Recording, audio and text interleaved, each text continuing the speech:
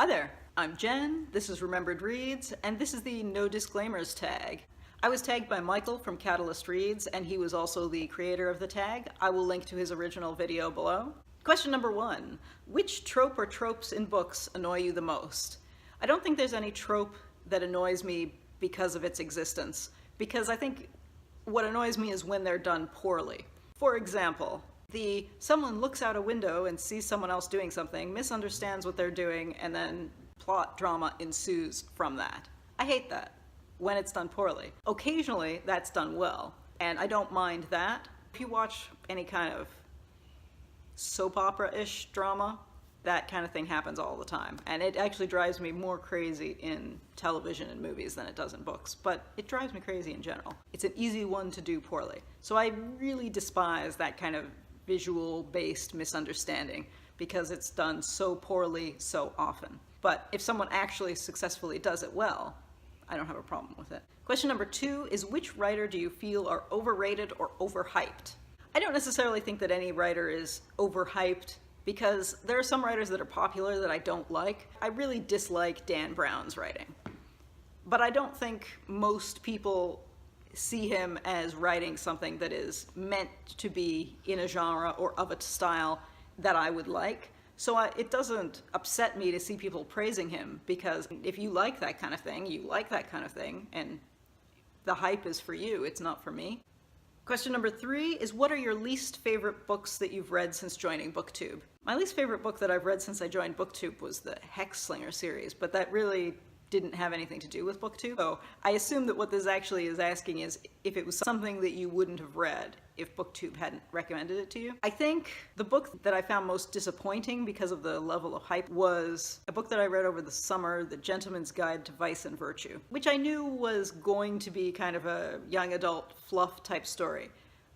But I'd had the impression, based on reviews that I'd seen who are not, you know, the YA hype type booktubers, but who read a wider variety of things. So I had come under the impression that it was going to have more crossover appeal than it did. And I read it and I thought, this is shallow and not entertaining. And I don't think it was supposed to have been something bigger than what it was. There were just a couple of people whose opinions I normally buy into described it in a way that led me to think it had more crossover appeal than it actually did. So again, this is like the overhyped question. I don't think it was necessarily overhyped for the target audience, because I think people loved it.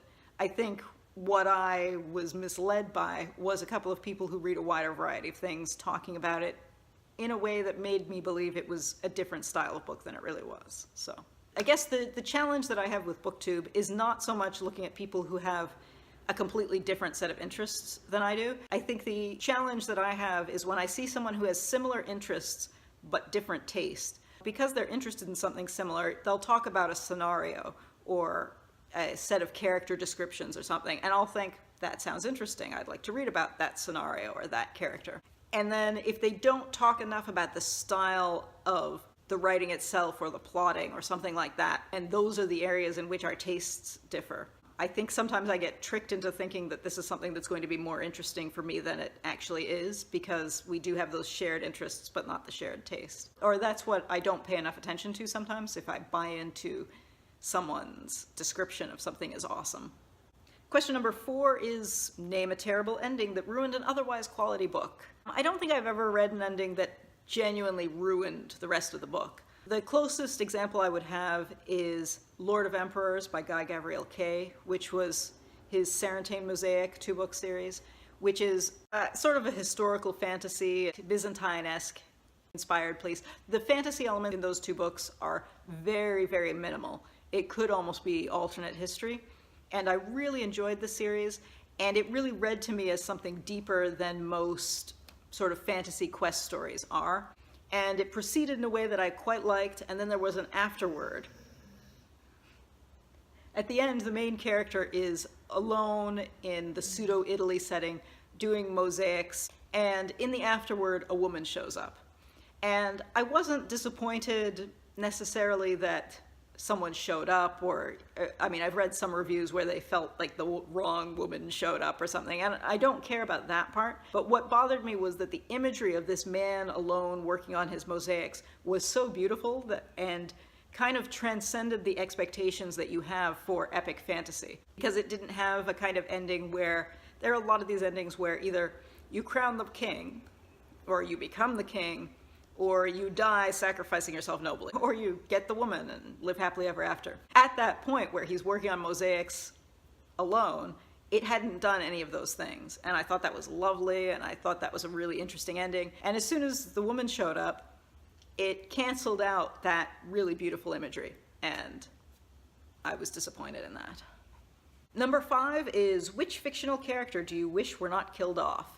That's tough, because if you don't kill off characters, then you change whatever story happened afterwards. Not so much that he was killed off, but that he hasn't been brought back, considering Marvel Comics, is the Brian Falsworth Union Jack character from The Invaders.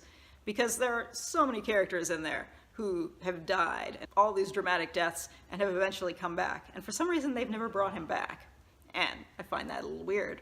There is a different Union Jack now, but you can have both characters, because they're both versions of all kinds of characters. So I think it's weird that he's never been brought back. Question number 6 is, what are some of your bookish pet peeves? My biggest pet peeve is print quality.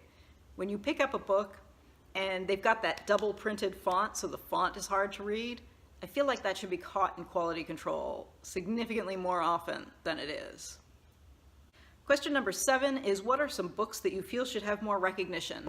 I feel like Case Hello Diker's The Quiet Violence of Dreams and 13 Cents should be better known. I mean, I meet South African people who are familiar with that, and I mean, there's been a play made of The Quiet Violence of Dreams and everything, but I very rarely meet any non-South Africans who have read those.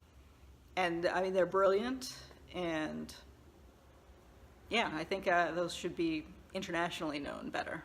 Question number 8 is, what are your thoughts on censorship and banning books? In general, I'm not a big fan of censorship. I think people misunderstand what censorship is a lot of times when people have arguments about it. I mean, that said, I don't object to laws about hate speech. I think those have a place. I think inciting hatred should have legal ramifications. I don't have a problem with that kind of law.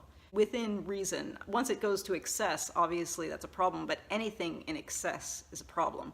Although I think a lot of discussions about banning books are not about things like that. They're about books that are representative of a different period in history, or books that parents complained about, for example. So you hear about school systems that pull a book because one parent complained, and I think that's absurd. Obviously, people shouldn't be doing that. That's ridiculous. But I don't have a problem with things being marked as being specifically from history. I don't know, if you go to buy, like, Tintin Congo, which is super racist, it comes in, like, plastic wrap with a sticker on it that says that, you know, this is a historical document, not for children, basically.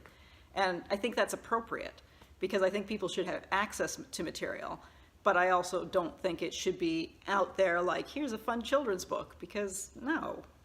And I also think in terms of school reading, I think there are books that shouldn't be taught if the teachers can't give the appropriate context. When I was in grade 11, our English teacher sort of disappeared near the end of the year, and it was so close to the end of the year that rather than a regular supply, we got this student teacher who wasn't even a student English teacher. I think he was a physics teacher, and he genuinely knew nothing.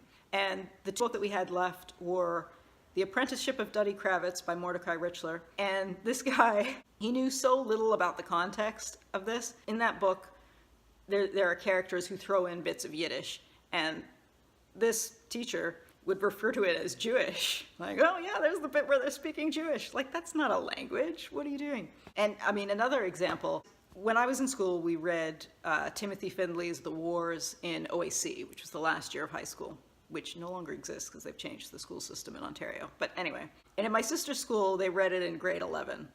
And there were people who went to school with my sister who genuinely thought that there was a scene in that book where a person has sex with a horse. Now, no one has sex with a horse in The Wars. There is a scene where the main character is in a brothel, and he's finished too early with the lady he's visiting, to put it politely. So they spy in the room next to them, which is his major and the bouncer. And it's described using somewhat equestrian terms, but it's hard to believe that someone would think that that was a horse. But people did in my sister's class.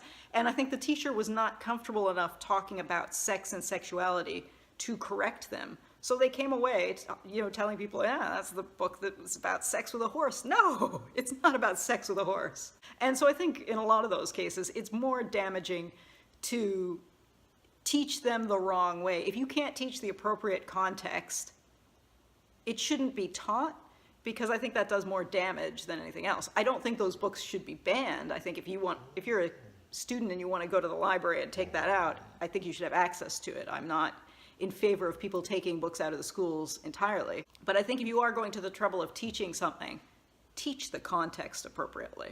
Was that it? Oh, that was it. All right, so the final question is, who do you tag? And I recently realized that 3 people had tagged me in seasonal or monthly tags that I haven't done yet, which I am going to do. And those 3 channels were Beacon Hill Books, Enthralling Dimple, and Rachel Mauro. So you 3, you're tagged. And I will get to those November, December tags that I haven't gotten to one of these days. Oh, and I'll also tag anyone who hasn't been tagged yet and wants to do it, because go do it. And thanks to Michael for both tagging me and for creating the tag. That's it for now.